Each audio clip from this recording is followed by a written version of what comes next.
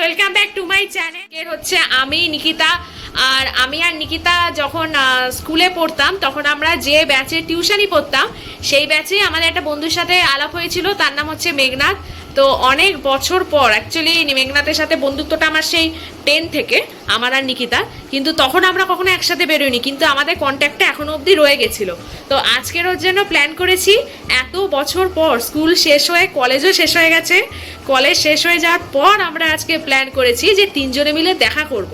First time আমরা তিনজনে মিলে দেখা করব, বন্ধুদের মিলে। অনেক স্মৃতি আছে পড়ার ব্যাচের, খুব ভালো স্মৃতি ছিল, স্কুল লাইফটা খুব মিসও করি এখন। তো আজকের ওর জন্য আমরা তিনজনে বেরোবো। আজকে আমি সকালবেলা থেকে ব্লগটা শুরু করে দিয়েছি, আমি সকালে উঠে একদম ফ্রেশ ট্রেশ হয়ে গেছি। তো এখন আমার সকালে আজকে ব্রেকফাস্ট আমি করে নিয়েছিলাম, মা আজকে ঘুগনি বানিয়েছিল, তো ব্রেকফাস্টটা হয়ে গেছে। এখন আমার যে সকালে যে টুকটাক যাবতীয় কাজগুলো আছে কাজগুলো করে নেবো, দিয়ে একবারে দুপুরে লাঞ্চ টাইমে আবার তোমাদের সাথে আমি দেখা করছি। এখন দুপুর হয়ে গেছে, আমার কাজও কমপ্লিট, আর মা এখানে অনেকক্ষণ ধরে ডাকছিল, খেতে দিয়ে দিয়েছে। আমি এখন খাবারটা নিতে চলে এলাম। আজকে দুপুরের লাঞ্চে একদম দারুণ খাবার, গরমা গরম দেখো খিচুড়ি। আজকে বর্ষাকাল পড়ে গেছে, সকাল থেকে আজকে প্রচুর বৃষ্টি হচ্ছে, প্রচুর বৃষ্টির জন্য মা এখানে খিচুড়ি বানিয়ে দিয়েছে, আর আমার এখানে খিচুড়ি দিয়েও দিয়েছে। দেখো এখানে চামচে ঘি আছে, একটা ডিমের অমলেট আর খিচুড়ি, এটাই হচ্ছে আজকে আমার লাঞ্চ। রান্নাঘরে গিয়ে দেখছি মা কাজ করছে আর নাচছে। দেখো তোমরা মায়ের নাচ।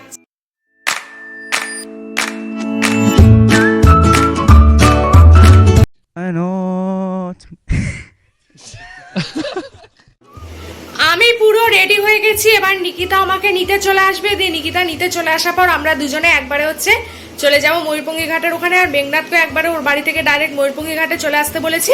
তো নিকিতা আসলেই আমি বেরিয়ে পড়বো।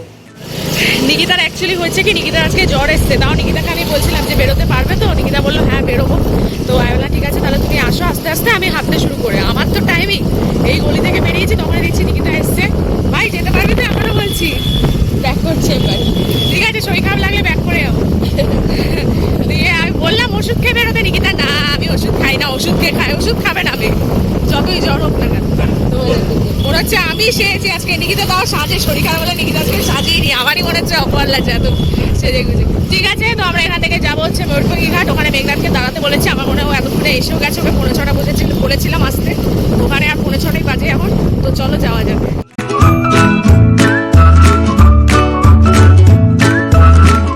আমরা এখানে এসে ওয়েট করছি, মেঘনাথ ফোন করেছিল, মেসেজ করেছিল, আমার নেট যেহেতু অফ, তো আমার যেহেতু নেট অফ এই মেসেজটা পাইনি, তো আমি ওকে ফোন করে বললাম চলে আসতে। এখন বাড়ি থেকে বেরিয়েছে, বলো 10 মিনিটের মধ্যে চলে আসবে।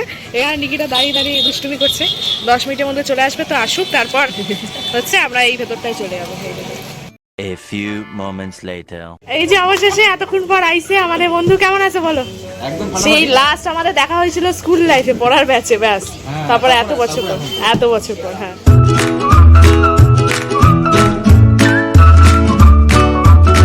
এখন বাড়ির দিকে রওনা দিচ্ছি। প্রচুর গল্প হয়ে গেছে আজকে, প্রচুর, আর টাইমটাও খেয়াল করিনি। মানে বন্ধুত্ব, স্কুল লাইফে বন্ধুত্ব, এত বছর পর দেখা, বুঝতেই পারছো অনেক গল্প করেছি, অনেক। তো এখন হচ্ছে বাড়ির দিকে রওনা দিচ্ছি। আর নাকি তো শরীর ঠিক লাগছে এখন? তো গল্প করে আজকে বিশাল। এই যে মেঘনাথ আসছে, হাই করো মেঘনাথ। পড়ে গেল, হাই করো, হাই করতে গেছে। আমাদের সাথে বেরিয়ে কেমন লাগলো এত বছর পর? ভালো লেগেছে? অসাধারণ। অবশেষে বাড়ি এসে গেছি, এবার আমি চটপট করে হচ্ছে ফ্রেশটা হয়ে নেবো, কারণ গরম লাগছে খুব। আমি চেঞ্জ করে নিয়েছি, মেকআপটা তোলা হয়নি, মেকআপটা আমি পরে তুলে নেবো রাত্রিবেলা ঘুমানোর আগে একদম। আর আজকে যখন বাইরে বেরিয়েছিলাম এতটাই গল্পে মত্ত ছিলাম আমরা তিনজনে যে বাইরের খাবার খেতেই ভুলে গেছি, শুধু চা খাওয়া হয়েছিল ওইটুকুনি। মানে চা খেয়ে গল্প করতে করতে পুরোনো দিনের সব গল্প করছিলাম, স্কুল লাইফের সব গল্পগুলো করতে করতে আর খেয়ালই করিনি যে আর আমাদের কিছু খাওয়া হয়নি। তার জন্য আমার খুব খিদা পেয়ে গেছে, তাই আমি বাড়িতে এসে ঝটপট ডিনারটা নিয়ে চলে এসেছি দুপুরের। আর এখন বাজে চললো অলমোস্ট রাত 15টা, ডিনার টাইমও হয়ে গেছে আমার, তাই এখন আমি ডিনারটা নিয়ে চলে এসেছি। তো আজকে ডিনারে আছে হচ্ছে দুপুরে যে ওই খিচুড়িটা ছিল, খিচুড়ি, আর এখানে হচ্ছে একটু কুমড়ো ভাজা, আর এখানে হচ্ছে একটুখানি অল্প চিকেন আছে। তো এটাই আমার ডিনার। এখন আমি ডিনারটা করে নেবো, কারণ প্রচুর খিদে পেয়ে গেছে।